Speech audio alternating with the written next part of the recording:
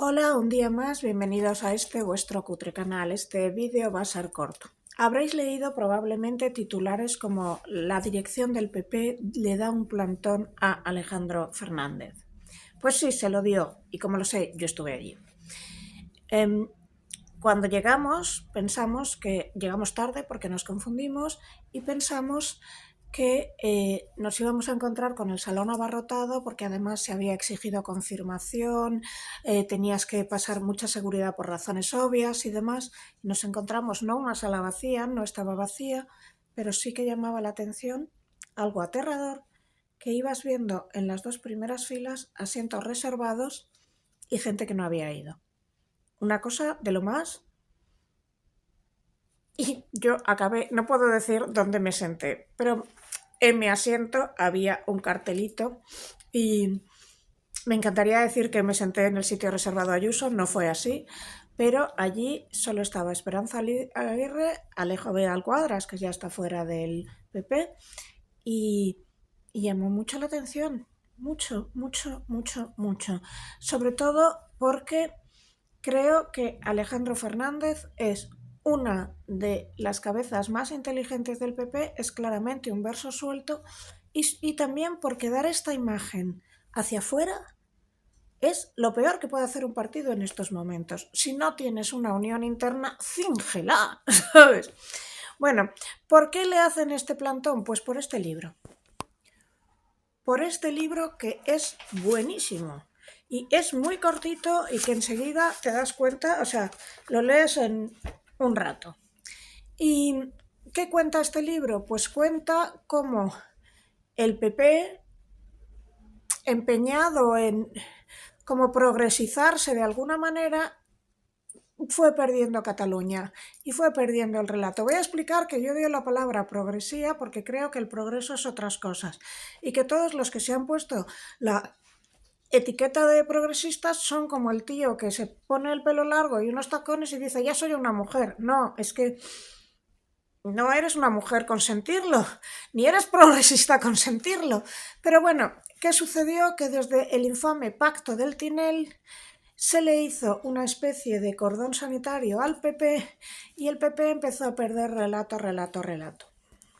El Pacto del Tinel se llama así porque se firmó en el Salón del Tinel en Barcelona y en el 2003, hace 20 años, parece que fue ayer, y fue firmado por el Partido de los Socialistas de Cataluña, el PSC, Esquerra Republicana, Iniciativa per Catalunya y en un acuerdo tripartito.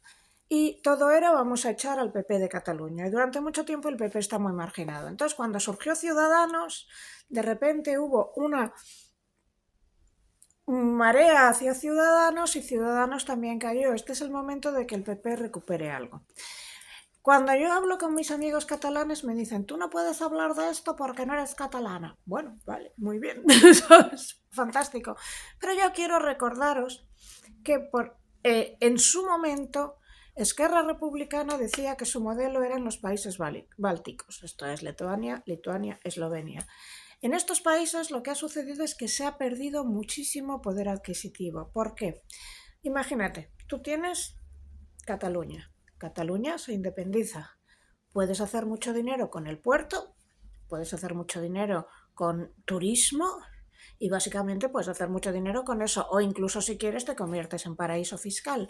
Pero, ¿cómo redistribuyes, por ejemplo, la educación o la sanidad o dónde va la caja de pensiones o quién gestiona todo eso?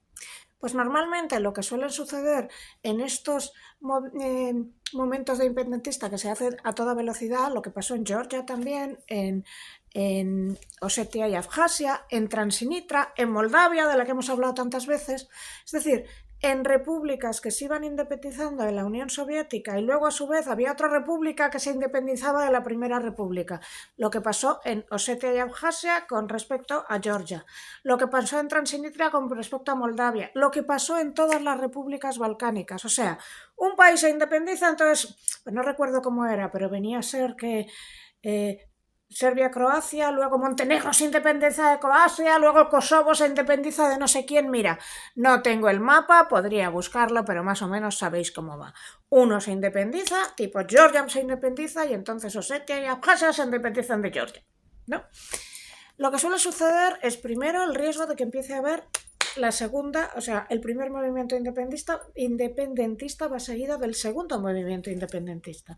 Esto es un riesgo bastante común. Por ejemplo, imagínate que tú te independizas de España, pero Barcelona decide independizarse del resto o crear Tabarnia, Tarragona-Barcelona. El riesgo está ahí. Pero el segundo, que es lo que suele suceder y lo que ha sucedido en todos los casos mencionados, es que una élite aprovecha el momento de la independencia para hacerse con la sanidad y la educación, privatizarlas y hacer un negocio. Porque no ha sido un movimiento independentista matizado y real. Y luego el segundo gran problema es el que se encontró Canadá con Montreal, que finalmente no tuvieron la independencia. ¿Por qué Montreal decidió finalmente no independizarse? Bueno, pues porque ya habían avisado los de la Reserva India que si Quebec se independizaba de Canadá, ellos se iban a independizar inmediatamente de Quebec, porque veían que nosotros que pintamos con los franceses. Y segundo, porque empezaron a haber tantas disputas internas que tuvieron miedo. Es decir, si tú cuentas con el 100% de tu población que está completamente volcada en la independencia, tira adelante, pero no cuentas con ello. Por mucho, recordad que en Cataluña los independentistas no son la mayoría. Aunque hayan podido alguna vez tener mayoría en el Parlamento, la han tenido por el sistema que da más votos a cierta provincia que a otra.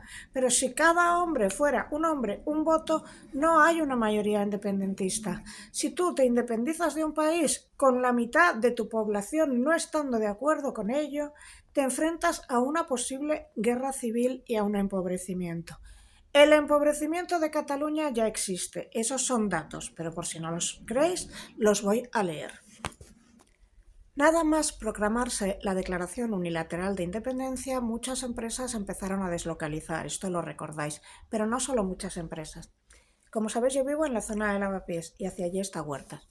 Huertas era un sitio, pues un poco así, un poco peligroso para ir de noche. Pero estaba al lado de la estación de tren. De forma que mi amiga, cuyo nombre no voy a decir, Menganita, se forró vendiendo pisos ahí. ¿Por qué? Y esto sí lo puedo contar porque es verdad, el Banco de Santander, la sucursal que estaba frente a la estación, que estaba a punto de cerrar porque no funcionaba, ahora es la sucursal que más cuentas tiene de España. Os lo puede confirmar el Banco de Santander. ¿Por qué? Porque un montón de particulares llegaron, se compraron un pisito ahí, se empadronaron ahí y abrieron una cuenta en el Santander. En realidad viven en Barcelona, pero oficialmente residen en Madrid. ¿Por qué? Porque si pasa algo gordo ya se van y su capital está aquí. Y segundo, por los impuestos. Porque el modelo Ayuso les da mejores impuestos. Y os estoy dando datos. Y si no os lo creéis, os vais a ese barrio y veis que ya no queda nada. No se puede comprar nada. Está todo el pescado vendido. Todo ese barrio se vendió a catalanes en los días previos, inmediatamente e inmediatamente posteriores a la declaración unilateral de independencia. Lo que he dicho fueron particulares, pero 4.000 empresas con una facturación de 100.000 millones de euros cambiaron su domicilio social, deslocalizaron y ya no están en Cataluña, por no hablar de todas las personas que sacaron su dinero como locos del Banco de Sabadell, por si acaso. Se perdieron en un solo año 433 millones, repito, 433 millones de euros en actividad económica. Se perdieron 180.000 turistas. Lo del turista, incluso habrá alguno que esté contento, pues menos turistas, tanto mejor. Pero creo que lo de la actividad económica se nota. Cualquiera que viva en Cataluña sabe que el paro ha subido. Esto es innegable. SEAT, la fábrica SEAT, deslocalizó también, porque temía el impacto del terrorismo, del tsunami que le llamaban, en su planta y dejó de fabricar vehículos allí, aunque mantiene la planta. Antes de la declaración unilateral de independencia, la actividad económica, la cabeza de la actividad económica en España estaba en Cataluña. Ahora solo es menos del 15% de la actividad económica española está en Cataluña. Prácticamente está más de la mitad en Madrid. El 60% se ha ido a Madrid. La deuda catalana, esta que está negociando y perdonando y quitando Sánchez, asciende a casi 90.000 millones de euros. Cataluña tiene un inmenso déficit en la seguridad social, de forma que si mañana se independizara no tendría cómo crear o mantener a sus profesores y a sus médicos. Y además, como el profesor ya no dependería, es decir, sería un Estado nuevo, pues este profesor que llevara 15 años trabajando y tenía acceso a una jubilación y se había hecho el plan de me voy a jubilar, pues podría perder esa jubilación. Lo mismo un médico o un enfermero o cualquier profesional sanitario. La tasa de paro en Cataluña está en el 8%, ha bajado, antes estaba en el 10%, y la tasa de paro juvenil en el 22%. Algo increíble, porque Cataluña solía ser una región próspera que tenía unas tasas de paro juvenil más bajas que las del resto de España. Ahora ya no. La tasa de paro juvenil en Cataluña en el año 2000 era del 16%, ahora es casi del 25%. Con esto quiero decir que hay gente que considera que Cataluña no se tiene que separar de España por una cuestión de identidad, de patriotismo, de lo que queráis. Yo, como no soy particularmente patriota de ninguna parte, no lo veo así. Creo que a mí, ya lo expliqué en el caso de Begoña Gerpe, a mí mañana me dan la oportunidad de vivir en Andorra y oiga, igual me voy. Que le debo algo a España, aparte de que me hayan pegado por la calle porque una señora de un gobierno me señaló. No, quiero pagarle algo a este gobierno después de lo que me hicieron, después de la campaña de cancelación hecha desde una ministra, con una ministra y una diputada del PSOE aplaudiendo y riéndose. No, aplaudiendo y riéndose mientras me amenazaban con tirarme un ladrillo. No. Creo que estar en el país de Europa que más impuestos paga y menos da a cambio de los impuestos y peores servicios públicos tiene, me apetece. No, pero por lo tanto yo no apelo a el patriotismo, apelo a el bofetón que se puede usted pegar si se marcha de un país sin haber creado y gestionado y acordado el país que vas a crear, porque te puedes encontrar con una élite que lo gestiona todo y tú vas a ser una base empobrecida. ¿Qué es lo que pasó exactamente en el modelo del que tanto hablaban ellos? Los países bálticos, Letonia, Lituania y Estonia, que se empobrecieron de forma obvia y evidente después de independizarse de la Unión Soviética. ¿Por qué? Porque el proceso de independencia lo aprovecharon ciertas élites para hacerse con el control de los servicios que antes eran públicos cuando existía la Unión Soviética y que ahora no lo son. Es decir, los países bálticos son ricos y si tú miras y preguntas te dirán, son tres países muy ricos. Sin embargo, la inflación está disparada y la población no es rica. Si no, no tendrías a tantos estonios trabajando en Madrid. La verdad es que son países que tienen unas maravillosas empresas tecnológicas, pero que atraviesan crisis financieras severas y muchísimos problemas de inflación y paro. Entonces, sobre el papel son ricos, pero claro, allí son ricos cuatro. No recuerdo si en Succession, precisamente, creo que sucedía en Succession, pero un tipo guapísimo, cuyo nombre no recuerdo porque tengo la cabeza hecha puré, precisamente hacía una startup tecnológica en uno de estos países y quedaba con todos en un sitio ahí perdido de la mano de Dios lleno de nieve. Pues por esto. Croacia, por ejemplo, también sobre el papel es un país que está emergiendo, que el turismo, que patatín, sin embargo, tú visitas Croacia y la población de base está empobrecida. Porque claro, si habéis leído el libro La doctrina del shock de Naomi Klein, se explica algo que de toda la vida se ha sabido, que en los grandes cambios hay una gente que aprovecha para enriquecerse y otra se empobrecerá. Por lo tanto, plantearse una independencia sin una hoja de ruta clara y sin saber quién va a gestionar qué, para mí es suicida. Por otra parte, yo estoy convencida de que cuanto más grande es un país, esto lo sabemos desde Catalina de Rusia y desde todos Lo sabemos desde Julio César. ¿Por qué se intentan crear imperios? Porque cuanto más grande es un país, más riqueza económica tiene para todos y más protegido se siente. Por eso Catalina de Rusia iba invadiendo por aquí y por allá, por eso Gengis Khan iba invadiendo por aquí y por allá, por eso el pintor austriaco quería invadir, ¿vale?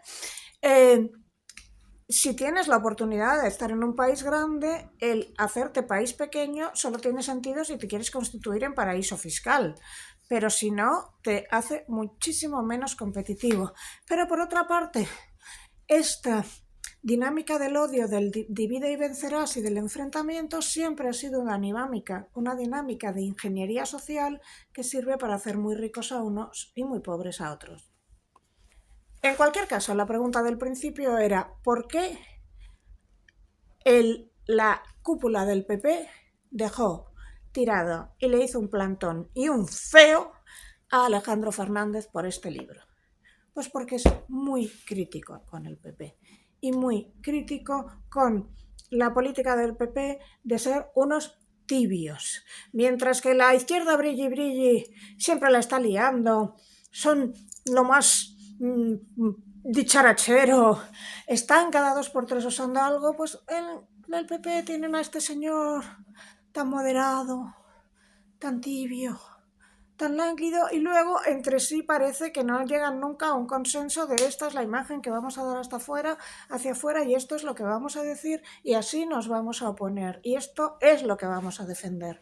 Parece que defender el patriotismo no está de moda y yo entiendo porque a mí también la palabra patriota no me dice nada, pero igual defender tu bienestar económico debería estarlo.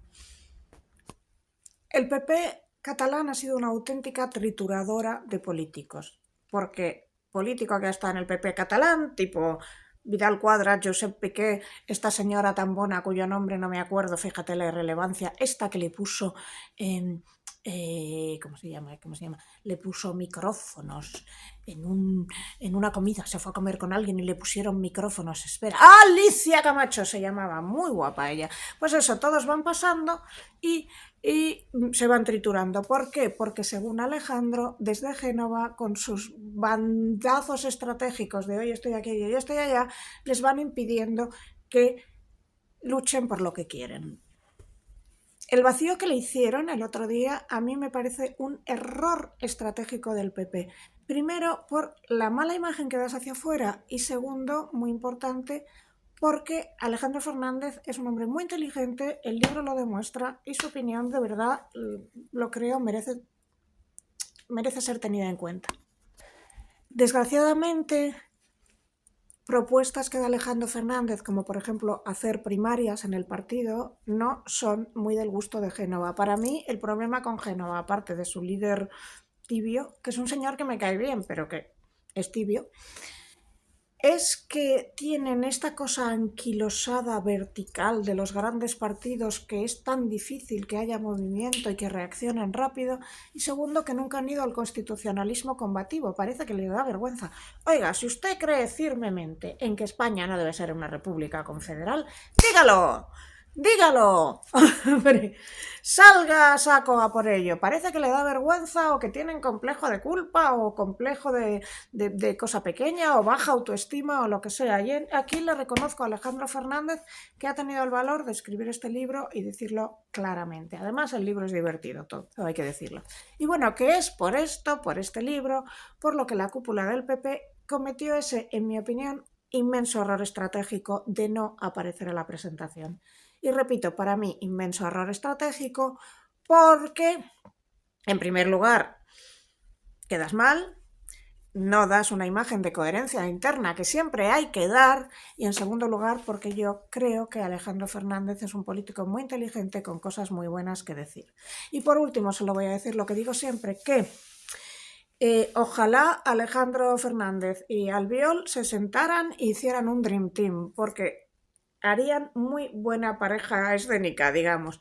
Alejandro Fernández es una persona racional, fría y demás, y Albiol es alguien que da una imagen mucho más caliente, mucho más pasional, y creo que juntos podrían insuflarle una savia nueva al PP. Pero fijaros, os voy a contar una cosa que sucedió en esa presentación. había una chica monísima, preciosa, a la que yo había visto hacía no sé cuántos años y que me reencontré allí. Muy maja, muy maja. Y ella está viviendo un tiempo fuera y había venido de la mano de otro señor. Y de repente me empieza a decir, oye, ella había estado dentro del PP mucho tiempo en cargos muy altos. Dice, ¿por qué le ponen tan verde a Ayuso? Y yo, ¿le ponen verde a Ayuso? Dice, sí, en el partido dicen siempre que es cortita. Y yo, ¿qué? Yo, ojo plática. Pero sí, eso sí, yo no estoy muy dentro del PP y a mí no me cuentan nada, obviamente.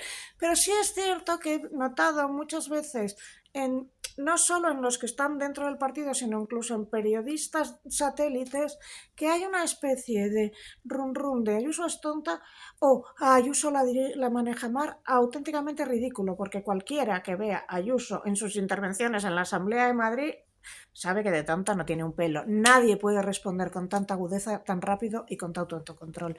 Es imposible. Por cierto, las últimas encuestas prevén que si Ayuso se presentara mañana, todavía tendría más escaños en la Asamblea de los que ya tiene. ¿Por qué? Por el efecto boomerang. Hay que tener mucho cuidado cuando haces una campaña contra alguien, porque si no la haces muy bien, puedes conseguir el efecto boomerang, que se vuelva en tu contra y que esa persona aparezca como una mártir, como alguien injustamente perseguida. En el caso de Ayuso, esta impresión da porque ella no conocía a este señor cuando supuestamente el señor desfalcó impuestos. No se habían visto nunca, entonces ¿qué culpa tiene ella de todo esto si a ella ni le va ni le viene? Es que reside en la misma casa. Bueno, sí, es que son novios, no sé, ¿no? Si cada una de las personas que viviera con alguien que ha defraudado Hacienda y tuviera que ser responsable, bueno, no nos daba la vida. Yo le recomiendo a Ayuso, que jamás va a ver este vídeo, que lo que salga es que salga en plan Pimpinela, ¿sabes? Yo le amo y el amor está por encima de todo esto y nos dé, estaré a su lado porque es mi amor, y nos dé un espectáculo y todas las mujeres de Madrid le votarían como una sola mujer, estoy segura, o al menos nos lo pasaríamos bien. Pero más allá de esto que ella no ha hecho, creo que el apoyo popular que ahora tiene es exactamente, hablemos en serio ahora, por el efecto boomerang. Porque cuando empiezas a atacar a alguien, cuidado que se puede volver en tu contra. Y bueno, eso que oís pum pum pum pum es que alguien me está llamando, así que solo 20 minutos para contaros por qué el PP le ha dado la espalda a Alejandro Fernández y le ha hecho un feo muy grande, y por qué yo creo que ese ha sido un gran error estratégico del PP. Gracias y hasta la próxima.